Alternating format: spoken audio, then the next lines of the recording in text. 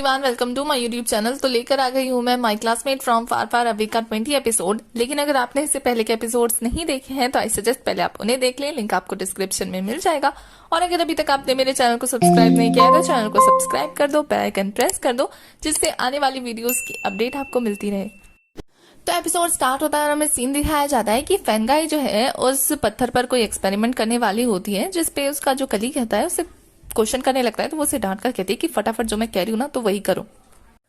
और इधर गुई की टीम को दिखाया जाता है जो कि आराम से एंजॉय कर रहे होते हैं। और यहाँ फेंगाई जो है इस पत्थर पे एक्सपेरिमेंट स्टार्ट कर देती है। वो एक तरीके के गैजेट से ना उसको शॉक दे रही होती है, इलेक्ट्रिसिटी प्रोवाइड कर रही होती है, जिससे वो पत्थर एक्टिवेट हो जाता है। और उसकी टीम बहुत ज्यादा खुश हो जाती है कि फाइनली उन्होंने इस पत्थर को एक्टिवेट कर दिया। और हमारी जो फेंगाई है उसको ये चीज बहुत अच्छी लगती है। और इधर डायरेक्टर को भी पता लग जाता है, यानी ये हालन के डैड को। और यहाँ गुई और एरका को झटके महसूस होते हैं और उन्हें पता लग जाता है कि वो जो पत्थर है वो एक्टिवेट हो गया है। तो एरका जो है बहुत ही खुश होकर इस गुई से कहता है कि अब वो स्टार गेट खुलने वाला है, चलो चलते हैं जल्दी से। और फिर वो गुई का हाथ पकड़ के उसे खींच के ले जाने लगता है। तो गुई जो है वो जाने से मना कर देती है और कहती है कि मुझे इस बारे में थोड़ा सोचना है, मैं इतनी जल्दी नहीं कर सकती। तो एरका उसे कहता है अगर तुम चल रही हो तो चल रही हो, वरना मैं तुम्हें छोड़ के जाने वाला हूँ। तो गुई कहती है हाँ हाँ जाओ। तो एरका उसे छोड़कर चला जाता है और गुई यहाँ सोच रही होती है क्या उसे जाना चाहिए या नहीं। तभी उसे अपने प्लेनेट की याद आती है और वो इमेजिन करती है कि वो क्या प्रण लेकर आई थी अर्थ पे, और फिर वो मान जाती है जाने के लिए। फिर एरका वापस आकर कहता है क्या तुम्हें सच में नहीं जाना। तो गुई कहती है हाँ मुझे चलना है, चलो जल्दी। तो एरका उसे मजाक में कहता है और कहता है कि क्या तुमने उसे खाने का सामान समझ रखा है कि जब मूड करेगा तब खा लोगी। स्टार गेट खुलने का एक टाइम होता है, मैं तो बस तुम्हारा टेस्ट ले रहा था कि तुम जाने के लिए तैयार होती हो कि नहीं होती हो, कि अर्थ में तुम्हारा दिन लग गया है, मैं तो चेक कर रहा था। तुम भी ना क्या सोच रही थी मैं तुम्हें अकेला छोड़ के चला जाऊंगा। तो गुई को इसकी बात पे इतना ज्यादा गुस्सा आता है, बेचारा घबरा रहा होता है। और यहाँ यूजन और जिंग जिंग जो है जैसे एंटर करते हैं ना उस रूम में, तो उन्हें पता है क्या देखने को मिलता है। उन्हें देखने को मिलता है कि गुई जो है वो एरका की धुलाई कर रही है, वो भी बहुत ज्यादा कूट कूट की, कि उसकी हिम्मत कैसी हुई इतना भद्दा मजाक करने की। और वो उसका ना सर भी फोड़ देती है, जिसे देखकर तो यूजन की हालत खराब हो जाती है। और यहाँ लैब का सीन दिखाया जाता है जहाँ फेंगाई के कलीग जो है वो बहुत ज्यादा खुश हो रहे होते हैं और उसकी बहुत ज्यादा तारीफ कर रहे होते हैं, जो कि उसे भी अच्छा लगता है। उसके बाद दिखाया जाता है कि फेंगाई ना बाहर निकलकर लैब की जितनी भी रिपोर्ट होती है ना उसकी फोटो क्लिक करके अपने पास रख लेती है। ये कुछ तो सस्पिशियस कर रही है। यहाँ दिखाया जाता है कि जिंग जो है वो एरका के साथ टाइम स्पेंड कर रही होती है। तो एरका से पूछता है कि क्या तुम मुझसे प्यार करती हो। तो इस पे जिंग कहती है हाँ। तो वो कहता है कि तुम बहुत ज्यादा स्वीट हो, तुम्हें पता है मैं बहुत ज्यादा सेल्फिश किस्म का इंसान हूँ, वक्त मौका मिलने पे मैं तुम्हें भी छोड़ दूंगा, तुम्हें पता है। तुम्हारी जिंग कहती है चाहे तुम कैसे भी हो पर तुम मेरे अच्छे दोस्त हो और मैं तुमसे बहुत ज्यादा प्यार करती हूँ, बस इतना ही काफी है। तो उसकी ऐसी बातें सुन के एरका उसे गले लगा लेता है और दोनों के दोनों ना टाइम स्पेंड करने के लिए बाहर चले जाते हैं, बहुत ज्यादा मस्ती करते हैं। और यहाँ गुई को दिखाया जाता है जो कि फिर से रिकॉर्ड कर रही होती है और अपनी कंफ्यूजन को जाहिर कर रही होती है कि जब वो सिचुएशन आएगी जब उसे अर्थ को छोड़ के जाना होगा तो क्या वो जा पाएगी। और बेचारी कंफ्यूजन की वजह से ना ब्लैंकेट में खुद को कवर कर लेती है। दूसरी तरफ जिनको दिखाया जाता है जो कि ये हालन के डैड को एक मेल सेंड करके बताते हैं कि उनकी जो भी इंफॉर्मेशन थी रिसर्च की वो किसी ने लीक कर दी है इंस्टीट्यूट में। और जब अदर लोगों ने उसे कांटेक्ट करने की कोशिश की तो हमने पता लगा लिया उस इंसान का, तो मैंने मैसेज सेंड कर दिया, मैं देखूंगा कि हमारी डिटेल कौन लीक कर रहा है। जिसपे ये हालन के डैड कहते हैं कि हाँ उसे मिलना चाहिए उसे। नेक्स्ट सीन में दिखाया जाता है कि जिन जो है वो एक मूवी थिएटर में वेट कर रहा होता है किसी का, तभी वहां ये हालन आता है। और जिन जब उसे मैसेज करता है ना तो ये हालन रिसीव करता है और ये देखकर जिन समझ जाता है कि वो और कोई नहीं जी ये हालन है।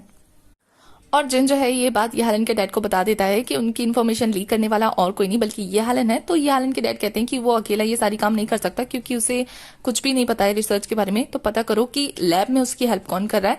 तो जिन भी मान जाता है ये पता करने के लिए कि लैब में उसकी हेल्प कौन कर रहा है। और यहाँ जिन जो है किसी को फोन करके डिस्ट्रिक्ट 7 के बारे में इन्फॉर्मेशन निकालने की कोशिश कर रहा होता है, मतलब उसे भी पता लग गया है कि इन्वॉल्वमेंट उनका भी हो गया है उनके रिसर्च में। और यहाँ ये हालन के डैड उस दिन को याद करते हैं जब ये हालन वहां पे बुक लेने आया था और वो समझ जाते हैं कि उसने तभी देख लिया होगा वो सारी चीजें। दूसरी तरफ ये हालन को दिखाया जाता है जो कि फेंगाई से मिल रहा होता है और उससे पूछ रहा होता है कि तुम सभी जो रिसर्च कर रहे हो उसमें क्या मेरे डैड भी शामिल है। तो जो फेंगाई है उसे बता देती है और फिर वो कहता है कि कोई और ऑर्गेनाइजेशन भी शामिल है, जिसपे फेंगाई जो है कहती है कि हाँ शामिल तो बहुत लोग हैं बट मैं तुम्हें उनका नाम नहीं बता सकती, वरना तुम्हें तुम्हारी प्रोटेक्शन को लेकर बात आ जाएगी और मैं तुम्हें सेफ रखना चाहती हूँ। जिसपे ये हालन कहता है आजकल तो सभी के सभी मुझे सेफ रखने के लिए मुझसे काफी सारे सीक्रेट छुपाने लगे। तो यहाँ फेंगाई समझ जाती है कि वो गुई की भी बात कर रहा है, तो वो उसे कन्फ्रंट करती है बट वो इग्नोर। दूसरी तरफ ये हालन को दिखाया जाता है जो कि अपने डैड के साथ बात कर रहा होता है। तो उसके डैड उसे कहते हैं कि मैंने इतने सारे पैसे उस रिसर्च में लगाए हैं और तुमने यूं ही उस सारी डिटेल्स को पब्लिक कर दिया, तुम क्या चाहते हो मुझसे, मेरे पैसे क्यों बर्बाद कर रहे हो। जिसपे ये हालन उन पे भड़क जाता है और उन दोनों की यहाँ बहस हो जाती है। तो ये हालन वहां से चला जाता है। दूसरी तरफ दिखाया जाता है कि जिन जो है उसने ये हमारी गुई को बुलाया होता है और उससे पूछा होता है कि उस दिन जो लड़की आई थी क्या वो डिस्ट्रिक्ट 7 की मेंबर थी, जिसपे गुई कहती है नहीं मैंने तो कॉफी ऑर्डर की थी, वो उसी की थी। तो जिन कहता है कि तुम उसे प्रोटेक्ट करने की कोशिश क्यों कर रही हो, अगर वो डिस्ट्रिक्ट 7 की मेंबर है तो बताओ, क्योंकि वो तुम्हारे बारे में भी रिसर्च कर रही है। जिस पे गुई कहती है ऐसा कैसे हो सकता है, तो वो उसे फाइल दिखाता है और कहता है कि अगर मुझ पर ये ट्रस्ट नहीं है तो देख लो, ये एक ऑर्गेनाइजेशन है जो कि सिविलाइज है, ये कोई नेशनल नहीं है, तो तुम चेक कर सकती हो, ये तुम्हारे बारे में भी डिटेल निकलवाने की कोशिश कर रहे हैं। और गुई जब वो फाइल देखती है तो अपने बारे में इन्फॉर्मेशन देख के उससे गुस्सा आता है, तो वो फाइल लेकर पहुंच जाती है ईरा के पास और उससे जाकर पूछती है कि तुमने ऐसा क्यों किया। तो ईरा कैसे कहती है कि हाँ ये बातें सच है और हम लोग बस तुम्हारी इन्वेस्टिगेशन करके ये चेक करना चाहते थे कि तुम्हारी प्रोफाइल कैसी है, मतलब तुम्हारा लाइफ कैसा था। जिस पे गुई जो है उस पर गुस्सा करते हुए वहां से चली जाती है और यहाँ इन दोनों की बहस हो। इसके बाद लैब का सीन दिखाया जाता है जहां फैनगाई जो है उस पत्थर पे फिर से बिजली के झटके देने की तैयारी कर रही होती है और इस बार ना वो अपने आदमियों को बोल देती है कि पावर बढ़ा देना, बट उसके स्टाफ उसे रोकने की कोशिश करते हैं कि ऑलरेडी मैक्सिमम है, बट फैनगाई नहीं मानती और वो उसे और पावर देने के लिए कहती है और ऐसा करते ही ना वो पत्थर ब्लास्ट हो जाता है, जिससे फैनगाई को बहुत ज्यादा अफसोस होता है कि उसने क्या कर दिया, उसके हाथ का वो ट्रेजर चला गया। उसके बाद दिखाया जाता है कि ये हालन के डैड जो है वो जिन और फैनगाई की क्लास लगा रहे होते हैं, मतलब बहुत ज्यादा डांट रहे होते हैं उसे, आखिर जिस पर एक्सपेरिमेंट कर रहे थे वही चीज ही गायब हो गई। जहां फैनगाई कहती है कि उसे पता है कि आगे जो स्टोन जिसको मिला था उस आदमी ने कहा था कि ये बस उस स्टोन का छोटा सा टुकड़ा है, बाकी बड़ा टुकड़ा शायद हमें मिल सकता है। जिस पे ये हालन के डैड उस पर गुस्सा करते हुए कहते हैं तो किस चीज का इंतजार कर रहे हो, जाके ढूंढो उसे। तो वो उन दोनों को बोल देता है ढूंढने के लिए और यहाँ डिस्ट्रिक्ट 7 के मेंबर्स को भी पता लग चुका होता है उस स्टोन के खराब होने के बारे में, तो वो लोग कहते हैं वो लोग अब नेक्स्ट जो भी स्टेप उठाएंगे हमें उनकी स्टेप्स पर ध्यान रखना है, मतलब वो लोग ये प्लान कर रहे होते हैं कि आगे वो लोग जो भी करेंगे फोन पे नजर रखेंगे। दूसरी तरफ फैनगाई जाती है उस इंसान से मिलने जिसने 2 साल पहले उस पत्थर को ढूंढा था और उससे उस पत्थर के बाकी के हिस्से का पता पूछती है। तो वो इंसान इसे एक गुफा दिखाता है और कहता है कि ये माउंटेन पे है, तुम जाकर इसे ढूंढ सकती हो, पर वहां जाना बहुत ज्यादा डेंजरस है। तो हमारी फैनगाई उसे कहती है कि वो उसे बहुत सारे पैसे देगी तो क्या वो जा सकता है, तो वो कहता है नहीं वहां बहुत ज्यादा खतरा है, मैं नहीं जाऊंगा, मेरे पास जितने पैसे थे मैंने उसे होटल खरीद दिया अपना, तो मैं खुश हूँ उससे। न्यूज में भी आ चुकी होती है कि वो पत्थर कहाँ मिलेगा और यहाँ फैनगाई जो है वो जिनसे बात कर रही होती है कि जिस इंसान को वो पत्थर मिला था उसे उसने जाने के लिए कहा पर उसने मना कर दिया। तो जिन कहता है कि तुम्हें अपने ऊपर थोड़ा सा भरोसा करना चाहिए, थोड़ा ना अपने पैसों का यूज करना चाहिए, लोगों का इस्तेमाल करना चाहिए उस चीज को ढूंढने के लिए। तो फैनगाई समझ आती है उसकी बातों को और फिर हमें दिखाया जाता है कि कुछ आदमियों का झुंड ना उसी पहाड़ की तरफ जा रहा होता है, मतलब उसी केव की तरफ जा रहा होता है और वो सभी आपस में बात कर रहे होते हैं कि उन्हें इस काम के लिए 3 लाख रुपए मिले हैं, जो कि बहुत ज्यादा है उनके लिए। दूसरी तरफ यूचन को दिखाया जाता है जो कि बहुत ज्यादा गुस्सा कर रहा होता है इस बात को सोचकर कि एरका जो है वो गुई का दोस्त है और वो कहता है कि एक लड़का एक लड़की का दोस्त कैसे हो सकता है, और दूसरी तरफ वो ये भी कह रहा होता है कि एरका जो है वो ईरा की मदद कर रहा है, तो ये चीज भी उसे बुरी लग रही है।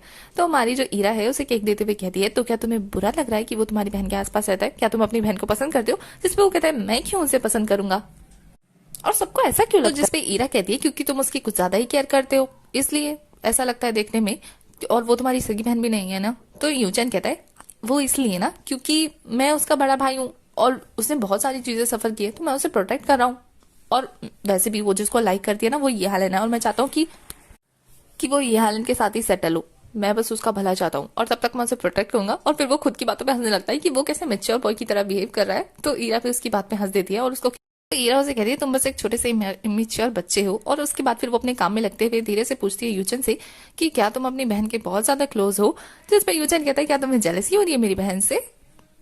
तो ईरा उसकी बातों से चिढ़कर कहती है कि जल्दी से खाओ और जाके काम करो। तो यूचन को उसकी बात पे गुस्सा आता है, कहते हैं कि बच्चे की जान लोगी क्या, और फिर वो काम में बिजी हो जाता है। तो ईरा उसकी स्टूपिड हरकतों पे हंस देती है और फिर दिखाया जाता है कि वो दोनों ना काम करते करते ना गेट में एक साथ फंस जाते हैं सामान के साथ, और वो दोनों एक दूसरे के इतना ज्यादा क्लोज होते हैं कि दोनों के दोनों नर्वस होने लगते हैं। जिसपे यूचन कहता है कि ईरा क्या तुम्हारी हार्ट बीट बढ़ रही है, क्योंकि मेरी तो बहुत तेज तेज चमक रही है। तो ईरा कहती है क्या बकवास करे हो, और फिर वो उसे धक्का मार के दूर हटा देती है। जिसपे यूचन कहता है कि तुमने मुझे चोट लगा दी। तो ईरा कहती है क्या तुम्हारा हाथ टूटा तो नहीं है ना, जाओ जाओ के काम करो।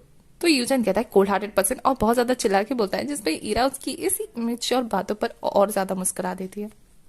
आई थिंक ईरा उसे लाइक करनी। दूसरी तरफ माउंटेन पे जाने वाले उसी ग्रुप को दिखाया जाता है जहां से एक आदमी ना किसी सस्पिशियस इंसान को मैसेज कर रहा होता है, बाकी ग्रुप के मेंबर को नहीं पता होता है और ना वो उन्हें पता चलने दे रहा था। दूसरी तरफ दिखाया जाता है कि यूचन और ईरा जब घर जा रहे होते हैं तो एक बेबड़ा उन पर मतलब अटैक कर देता है, क्योंकि वो छेड़ रहा होता है ईरा को। तो यूचन जो है ईरा को प्रोटेक्ट करते हुए उसकी बैंड बजाने लगता है और उसके जाने के बाद ईरा उस पर गुस्सा करने लगती है, क्योंकि वो उसकी केयर करने के चक्कर में अपने आप को हर्ट करा था। तो यूचन कहता है कि पहली बार तुम मेरी केयर कर रही हो, और तो वो कहता है ना कि मेरी हार्ट बीट बढ़ रही है, पता नहीं क्यों। और फिर वो ना धीरे धीरे उसके क्लोज आने लगता है। तो ईरा जो है अपना फेस हटाते हुए कहती है मुझे घर जाना चाहिए, और तुम्हारी हार्ट बीट ना इसलिए बढ़ रही है क्योंकि तुम अभी मारपीट कर रहे थे। और फिर वो जाने लगती है। तो यूचन कहता है तुमने अभी तक मुझे थैंक यू नहीं कहा। तो ईरा उससे थैंक यू कहती है। तो वो कहता है बस छोटा सा थैंक यू। तो वो कहती है तो क्या करूँ। तो वो कहता है कि तुम मुझे ना इमेच्योर बच्चा बोलना बंद कर दो। तो ईरा नहीं मानती है और उसे इमेच्योर बच्चा बोलकर जाने लगती है। और फिर जाते हुए उसे गुड बाय यूचन कहती है। तो यूचन अपना नाम सुन के इतना ज्यादा खुश होता है ना कि नाचने लगता है। तो ईरा जब उसे पीछे पलट के देखती है ना तो वो उसे बड़े टेंशन में बाय बोलता है। और जैसे ही वो वहां से जाती है ना तो खुशी के मारे जंप करने लगता है। पता नहीं क्यों मुझे ना ऐसे ना चाइल्डिश बिहेव करने वाले जो लड़के होते हैं ना बहुत ज्यादा अच्छे लगते हैं, मतलब क्यूट लगते हैं देख के। आपको कैसे पसंद है कमेंट करके जरूर बताना। ओके। उसके बाद गुई को दिखाया जाता है जो कि यहलन के प्लेस पे आई होती है, क्योंकि यहलन ने उसे बुलाया था। और वो गुई के आती है ना बहुत सारी बियर लेकर आ जाता है। तो गुई ये देखकर कंफ्यूज होती है। तो यहलन उसे कहता है कि हमारे बीच में बहुत सारे सीक्रेट्स है ना, चलो आज इन सारे सीक्रेट्स को खत्म करते हैं और हम लोग ड्रिंक करते हुए ना एक दूसरे से सारे सीक्रेट रिवील करते हैं। तो गुई मान जाती है। तो पहले यहलन ड्रिंक करके कहता है तुम्हारे बारे में इन्वेस्टिगेशन करवाई थी जिंगजिंग से, जब मुझे पता लगा था कि तुम्हारे साथ वो हादसा हुआ था उस दिन से मैंने इन्वेस्टिगेशन करवाई थी। उसके बाद गुई जो है वो ड्रिंक करके बताती है कि उसने जब पहली बार गन चलाया था और उसने यालन से कहा था कि ये फर्स्ट टाइम है, तो ये झूठ था। तो यालन फिर से ड्रिंक करके कहता है कि जब वो कोमा में थी तब उसने उसे 3 बार किस किया था। ये चीज हमारे लिए भी न्यू है। उसके बाद दोनों ऐसे ही ड्रिंक करते रहते हैं और अपना सीक्रेट रिवील करते रहते हैं। लास्ट में यालन जो है वो गुई को बताता है कि उसके डैड एक सीक्रेट रिसर्च कर रहे हैं। तो गुई का दिमाग चढ़ घूम जाता है और फिर वो ड्रिंक करके यालन से पूछती है तो उस रिसर्च के बारे में उसे क्या क्या पता है। तो यालन को ये देख के बुरा लगता है कि उसे सिर्फ रिसर्च की पड़ी है, उसके बारे में उसे कोई ख्याल नहीं है। तो वो उसे कहता है कि क्या तुम मुझसे प्यार करती हो। तो गुई जो है इस बात को अवॉइड करते हुए ड्रिंक करने लगती है। तो यालन उसे ड्रिंक करने से मना करता है और उससे गुस्सा करने लगता है कि सब लोग उसके आसपास जो है उसे हर्ट क्यों करते हैं, उसे प्यार क्यों नहीं करते। और ये बोल के वो जाने लगता है। तो गुई कहती है कि मैं तुम्हें बहुत जल्द छोड़ के चली जाऊंगी। तो यालन कहता है चली जाओ, आज ही चली जाओ। जिस पे गुई कहती है कि बस उसे इतना ही कहना था। तो यालन गुस्सा करके वहां से चला जाता है और गुई को भी बुरा लगता है। और जब वो वापस जाने लगती है ना अपने घर पे, तो उसे एक मेड जो है यालन के डैड का शूज ले जाते हुए दिखती है। और उसे याद आता है कि उसने ये शूज तो लैब में भी देखे थे। तो उसे समझ में आ जाता है कि ये यालन के डैड ही हैं जिन्होंने उस सीक्रेट रिसर्च में इन्वेस्ट किया। और नेक्स्ट सीन में गुई जो है वो अपने और ये यालन के रिश्ते के बारे में यूचन को समझा रही होती है। तो यूचन कहता है कि लव कॉम्प्लिकेटेड है, मतलब कि लव गुरु लव ज्ञान देता है अपनी बहन को। जिसे सुनने के बाद तो ऑफकोर्स गुई सैड हो जाती है। दूसरी तरफ दिखाया जाता है कि वो जो टीम केव में जाने की कोशिश करी होती है वो पहुंच जाती है, मतलब उस माउंटेन पे। और फिर वहां जाने के बाद वो लोग डिसाइड करते हैं कि कोई भी इन्फॉर्मेशन लीक नहीं करेगा। तो सब लोग अपना अपना फोन सबमिट कर दे। और यहाँ वो जो लड़का सस्पिशियस होता है ना उसके पास एक एक्स्ट्रा फोन निकलता है, बट वो अपने आप को कवर अप कर लेता है। और फिर वो लोग जैसे ही केव के अंदर जाते हैं ना वो लड़का एक सीक्रेट कैमरे से ना रिकॉर्डिंग स्टार्ट कर देता है। मतलब ये लड़का किसी से तो मिला हुआ है, बट इन लोगों को नहीं पता है कि किससे मिला है।